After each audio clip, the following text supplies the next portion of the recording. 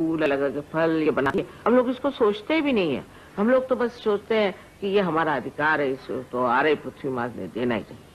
किंतु जब ये चैतन्य लहरियां आप इस बीज पे डालिएगा या किसी वृक्ष पे डालिएगा या फूलों पे डालिएगा, तो मैंने देखा है कि 10 गुना ज्यादा उत्पन्न हो सकता है, 10 गुना ज्यादा। और बढ़िया चीज है। हमें लोगों ने कहा कि यहाँ बासमती नहीं हो सकता, हमने कहा अच्छा लाओ बासमती को चैतन्य डाल करके दिया तो 10 गुना पैदा।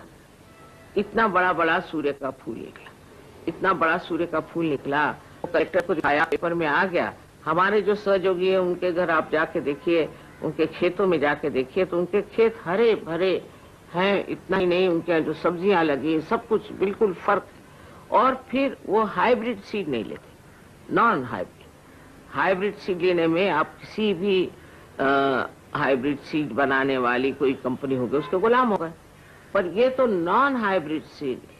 इतना ही नहीं, यहाँ की गायें, उन पर जब हम लोगों ने प्रयोग किया तो देखा कि वो विलायत की गायों से कुछ कम दूध नहीं देती है, पर इनका दूध जो है वो एक बड़ा ही शुद्ध दूध है। जो बाहर की गैयों का दूध पीते हैं तो बाहर की गैयों पे भी प्रयोग किया गया तो देखा कि वो तो अन्यमनस्क है, उनको कुछ समझ में नहीं आती बात, अजीब सी होती है। अगर रास्ते से चल रही तो उनको एमडी में सामने से मोटर आ रही, उनका बच्चा अगर मर जाए तो भी वो दूध देती रहती है। उनको कोई किसी चीज की अंदर से भावना नहीं। मतलब ये है कि उनका EQ बिल्कुल 0 होता और IQ भी 0 होता।